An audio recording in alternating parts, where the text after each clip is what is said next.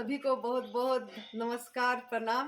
और आप सभी देख रहे होंगे कि गुरुदेव हमारे नज़दीक बैठे हैं और ये भी पहाड़ों के बीच में, प्रकृति माँ के बीच में, हरियाली के बीच में, हिमाचल प्रदेश में दिव्याशीष आश्रम में उनका चरण पड़ा। आप पदार्पण करे, आप बैठे हैं। हमको तो बहुत आनंद और खुशी है कि शारीरिक रूप से भी हम गुरुजी हमारा इधर ऐसे तो हैं हर समय, लेकिन स्थूल रूप में भी उनका पदार्पण हुआ। शिव स्वरूप जो हिमाचल प्रदेश से शिव भगवान जी का ही मतलब ये ससुराल है, माँ पार्वती जी की तपोस्थली है। तो यहाँ पे भी गुरुजी गुरुदेव शिव भगवान ने खुद गुरुदेव के रूप में आके पूरी ज्ञान गंगा बहाए 10 दिन का शिविर में। तो गुरुजी को भी इसलिए बहुत धन्यवाद। हमारा जो शिविर जो सुरेश बेटा ने बहुत मेहनत करे, जब उन्होंने क्रोनिक डिजीज कैंसर से, 4 स्टेज कैंसर से ठीक हुए, डॉक्टरों ने मना कर दिए थे कि आप और नहीं जिंदा रहेंगे, और यही एडवांस न्यू डाइट सिस्टम को अपना के शुरुआत से ही वो एडवांस न्यू डाइट सिस्टम ही अपनाए हैं। तो उसी से ही उन्होंने रसाहार निर्जला करके स्वस्थ हुए। और उनका एक संकल्प थी, मुझे नई जिंदगी मिलेगी तो मैं दवाई रहित दुनिया में पूरी तरह लग जाऊंगा। और गुरुजी का ये जो सपना है कि हमारा पूरी वसुदेवम कुटुंबकम, पूरा विश्व निरोगी हो, स्वस्थ हो, तन से भी, मन से भी और आत्मा में स्थिति हो, वो भी बिना मेडिसिन, बिना डॉक्टर, बिना दवाखाना जाके।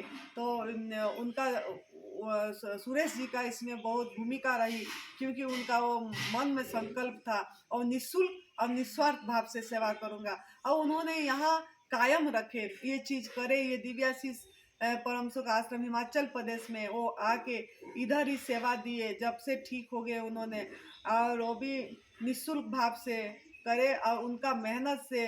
और विनोद जी का मतलब उनके साथ कंधे से कंधे मिलाकर दोनों ने मिल के, और बाकी आप लोगों का भी सहयोग से, सभी का सहयोग से, सभी का दुआएं से, गुरुजी की ब्लेसिंग से, हमारा गुरुदेव की ब्लेसिंग से, सबका ये जो एक खुद प्रभु प्रकट हुए, एक अदृश्य शक्ति, ये जो आध्यात्मिक साधना केंद्र एडवांस न्यू डाइट सिस्टम का, न्यू डाइट सिस्टम नहीं, एडवांस न्यू डाइट सिस्टम का ये आध्यात्मिक साधना केंद्र जो तैयार हुई, खुद प्रभु आके तैयार करे इन्हीं सबके माध्यम से, निमित्त बना के।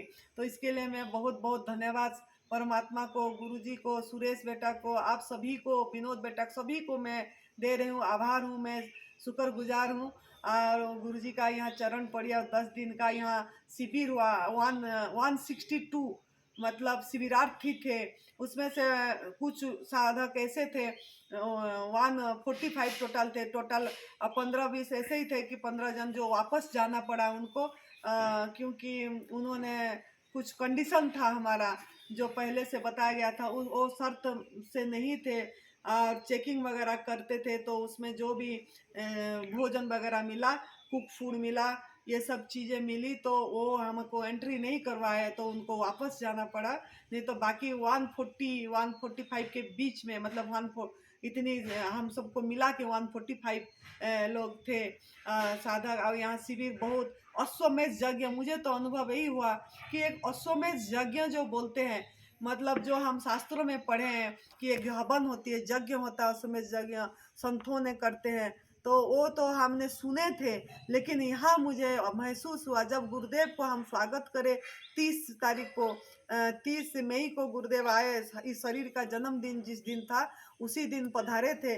तो उस दिन जो जो एक भव्य स्वागत हुआ वो हमने नहीं सोचे थे, परमात्मा ने जो अस्तित्व ने करवाया एक भव्य स्वागत। उस समय हमको ऐसे अनुभव हो रहा था कि जैसे कि राम भगवान जी ने युद्ध करके और रावण को पराजय करके मतलब अयोध्या वापस आ रहे हैं, और सभी प्रजाओं ने खुशियों से फूल बारिश कर रहे हैं, माला पहना रहे हैं, फूल बारिश हो रही है। और दीपावली के दिन में जैसे फटाका फटाया जाता है और मतलब खुशियों से, ऐसे ही इधर भी ऐसे ही करे, फूल बरसा, फटाका फोड़ना, ये सब चीजें अपने आप होती चली गई। जैसे गुरुजी पहुंचे और बैंड बजा बजा के उनको जो स्वागत हुई, उस समय ऐसे अनुभव हो रहा था राम भगवान ने विजय प्राप्त करके आए हैं और अयोध्या वापस आ रहे हैं। और कौशल्या माँ को, अपनी माँ को मिलने के लिए, इस तरीके से एक अनुभव सा हुआ उस समय। एक भाव मतलब उमड़ी। तो यार इसके लिए भी हम वो यादगार हमारा स्मृति में रह गई है। और हम वो भाव प्रकट नहीं कर पाएंगे जितना हमको खुशी उस समय मिली थी। और ये सब में जो जो यहाँ पे थे सब भागीदार थे। और आप लोग भी वीडियो के माध्यम से देखे होंगे, आप लोग भी भागीदार ही हैं उस दृश्य को मतलब देखने के लिए। जिन मतलब जो अब यहाँ साक्षात थे उनका बात ही क्या बोलना है। तो गुरुजी का यहाँ पदार्पण हुआ और 10 दिन का गुरुजी ने बहुत सुंदर भाव से यहाँ शिविर को लिए, मतलब ज्ञान गंगा बहा लिए। मतलब उनका जितना भी 30 साल का अनुभव था वो उन्होंने वो पूरी तरह से निचोड़ के साधकों को रख दिए। और साधक लोगों ने भी बहुत अच्छी से उसको सुने। और प्रदीप शाह जी, नरहरि भाई जी, ये सब ने बहुत बहुत अपने अपना जो अनुभव तीनों ने देखो बहुत सुंदर भाव से रखे। और उन दोनों ने भी, प्रदीप भाई और नरहरि भाई, वो दोनों ने भी बहुत अच्छी से ये पदार्पण करे यहाँ। और उनका अनुभव, तो सबके लिए मैं बहुत आभार हूँ, धन्यवाद दूंगी। और गुरुदेव को ये थोड़ा प्रश्न है, हमारा सवाल है कि हिमाचल प्रदेश उन्होंने तपोभूमि में आए, संतों के स्थान पे उनका से तो खुद ही गुरुजी सब कुछ बनाए हैं, उन्हीं का है, उन्हीं का स्थान पे वो खुद उन्होंने आए। तो उनको कैसे महसूस हुआ ये हरा हरियाली देख के, ये देवभूमि को देख के। और ये शिविर, जो शिविर लिए उन्होंने, इतनी हजार हजार शिविर गुरुजी ने ले रहे हैं 30 साल से, पूरी विश्व में भी लिए हैं, भारत में भी लिए हैं। तो यहाँ जो लिए उनको कैसा लगा, कैसा अनुभव हुआ, थोड़ा ये हम जानना चाहते हैं, ताकि साधकों तक मैसेज जाए और एडवांस न्यू डाइट सिस्टम को पूरी तरह उन्होंने अपनी लाइफस्टाइल बना पाए। धन्यवाद। कैसा लगा? तो ये प्रकृति की गोद में, जैसे कि हम हमारी माँ के गोद में हैं, ऐसा स्वर्ग सा लगा। जबकि ये बताया गया कि ये सब कुछ हमारी वजह से है, तो मैं इतना कहना चाहूँगा कि वो ही होता है जो मंजूर खुदा होता है, वो है ही सोई जो राम रची राखा। तो ये आजकल का नहीं है, प्री प्लान्ड है। भगवान ने कई सालों से, हजारों सालों से शायद ये प्री प्लान कर रखा होगा, जो आज मूर्तिमंत हुआ। इसमें जो जो भगवान की चैनल बने, सुने, वो है आनंदी माँ, वो है सुरेश भाई, और मुझे भी ऐसा सौभाग्य प्राप्त हुआ, ऐसा भी कह सकते हैं, मान सकते हैं। और इसके साथ साथ सारे विश्व में से जिस जिस पवित्र आत्माओं ने जो सहयोग दिया है प्रभु सेवा में, वो सबसे ज़्यादा महत्वपूर्ण है, ऐसा मैं मानता हूँ। और वो शिविरार्थी भी 140 जन थे गुरुजी, उनका मतलब जो अनुभव आपने सुने, वो आपको कैसे मतलब लगा? यहाँ पे किस तरीके से हमारा चला 10 दिन, जैसे रसाहार, निर्जला, ये सब चीजें आपको इसमें कैसे अनुभव हुआ गुरुजी? हाँ, इसके बारे में मैं बता सकता हूँ कि हजारों सेमिनार्स हमने किए हैं 30 साल में सारे विश्व में, लेकिन यहाँ जो था अद्भुत था। क्योंकि एक तो एक प्रकृति की गोद में है, दूसरा जो प्री कंडीशन रखी थी कि जिन्होंने एनडीएस घर पे फॉलो किया है, पक्व आहार, मिल्क, डेयरी प्रोडक्ट छोड़ दिया है, जो मांसाहार करते हैं मांसाहार छोड़ दिया है, अनाज दालें का त्याग कर दिया है, ऐसे लोगों को ही यहाँ एडमिशन दिया गया। तो इसके हिसाब से जैसे हम बहुत सारी स्कूल कॉलेज देखते हैं कि जहाँ 70% अप, 80% अप, 90% अप उनको ही एडमिशन देते हैं। तो स्वाभाविक है ऐसे क्लेवर स्टूडेंट्स जहाँ है वहाँ परिणाम तो अच्छा मिलेगा ही। तो दूसरा है फैक्टर है प्री कंडीशन। तीसरा है कि भाव और प्रेम, सुरेश भाई का, सुरेश भाई परिवार का, आनंदी माँ का इतना भाव प्रेम कि जो जगत में कहीं भी हमने नहीं देखा। तो ये भी तो एक बहुत बड़ा फैक्टर है जिसके हिसाब से लोग सामने से अपनी स्वेच्छा से रसाहार करते थे, निराहार करते थे, निर्जल आहार, निर्जल पे रहते थे, निराहार केवल हवा पे। तो स्वाभाविक है इसका परिणाम तो अच्छा मिलेगा ही। जो यहाँ से बताया जाता था इस तरीके से संजीवनी क्रिया भी कर लेते थे, यानी कि समर्पण भाव, और इसके हिसाब से भी इतने अच्छे परिणाम मिले हैं। हमने देखा है 4-4-5 दिन में भी लोगों को उबाड़ आता है, यहाँ किसी को उबाड़ आते हुए नहीं देखा। तो इसमें ये सारे फैक्टर काम करते हैं, प्री कंडीशन, अपनी मनोभावना, दृढ़ मनोबल, ये सब कुछ यहाँ एक साथ देखने को मिला और जिससे ये सबसे ज़्यादा सफल सेमिनार रहा। जी। निर्जल उपवास को सभी कोई जैसे काफ़ी लोगों ने 5 कंटिन्यू वाला भी करे, 5-5 दिन का अच्छे करे हैं, 6 दिन का 2 जन करें। अभी भी एक जन निर्जल उपवास में है, मतलब एक साधिका आए हैं जो वो भी निर्जल में ही हैं। तो इस तरीके का ओरा बनी इधर, सबका एक संत का स्थान पे, तो सबका एक वातावरण से भी सब कर पाए, एक दूसरे को देख के। और कंडीशन जो प्री कंडीशन जो गुरुजी बोले, ये बहुत सही जवाब दिए गुरुजी ने कि इसके कारण सबको हुआ, उभाड़ किसी को भी नहीं आया और आराम से कर पाए और रिजल्ट भी उनको मिला।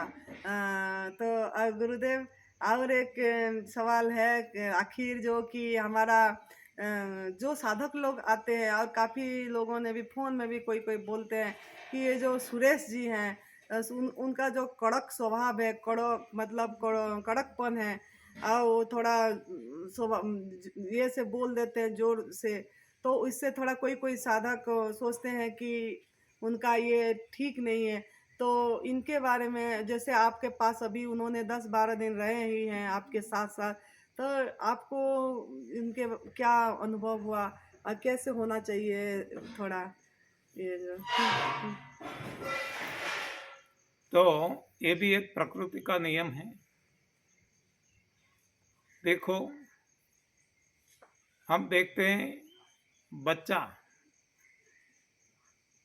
माँ और बाप दोनों बच्चे का भला चाहते हैं, लेकिन प्रकृति ने, भगवान ने जो पुरुष की प्रकृति बनाई, स्त्री की प्रकृति बनाई, इसमें बहुत भिन्नता है। पुरुष का स्वभाव हम कहीं भी जाए वो कठोर दिखेगा, और स्त्री का स्वभाव मृदु, कोमल, प्रेम भाव वाला, करुणा से भरा हुआ, तो एक सहज है, कुदरती है, नेचुरल है। दोनों अपने संतान का भला ही चाहते हैं, लेकिन इसका एक्सप्रेशन अलग रहता है। पिताजी है तो कठोर शब्द भी कहेंगे, आंखें निकालेंगे, हो सकता है एक थप्पड़ भी लगा दे, लेकिन उनके भले के लिए। और जब बच्चा ऐसी स्थिति में अपने माँ की गोद में चला जाता है और माँ बच्चे को संभाल भी लेती है और अपने पति को भी संभाल लेती है, तो उसी तरह से यहाँ भी कुछ ऐसा, ये जो सुरेश भैया है, ये देखने में कठोर है लेकिन भीतर से मृदु है। ये मैंने कई साधकों से पूछा और कई साधकों ने वो अपने अनुभव में भी बताया सभी को।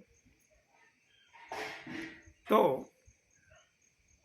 बाहर से कठोरता, भीतर से मृदुता, ये भलाई के लिए है और अंत में तो वो ही है कि भगवान ने ही उनको ऐसा कुछ बनाया होगा और जब तक ज़रूरत रहेगा, बाकी उनके स्वभाव में भी बदलाव आ सकता है। जैसे हम देखते हैं, कुम्हार है, घड़ा बनाता है तो बाहर से वो थपाट लगाता है, लेकिन भीतर वो संभाल लेता है। उसी तरह से उनका, सुरेश जी का भी स्वभाव हम समझ सकते हैं। जी।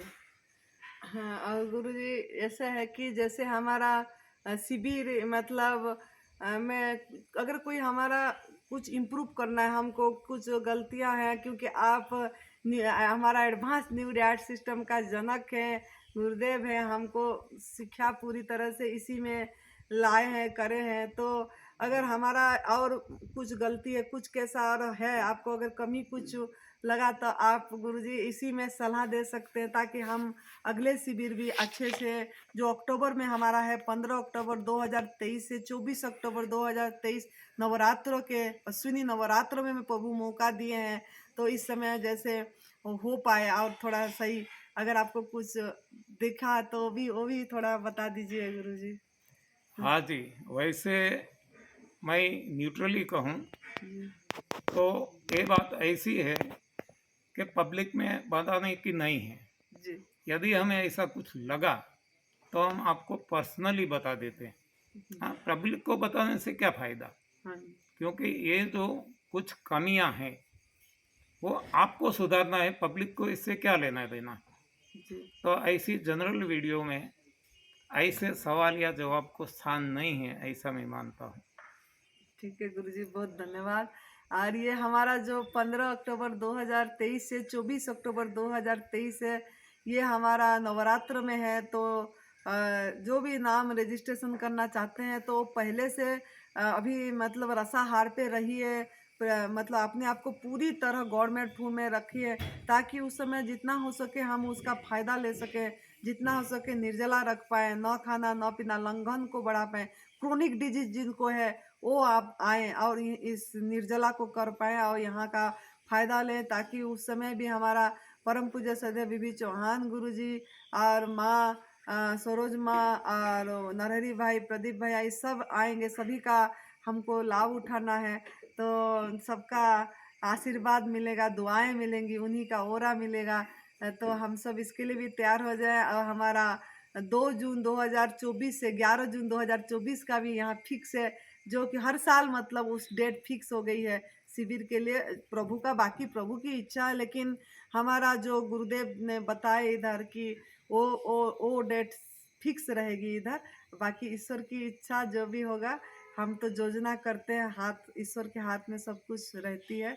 और आप सबको बहुत बहुत धन्यवाद, गुरुजी को बहुत बहुत धन्यवाद, उन्होंने आके इतनी हमको समय दिया, हम जो भी सवाल पूछे उन्होंने इतनी अच्छी तरीके से जवाब दिए।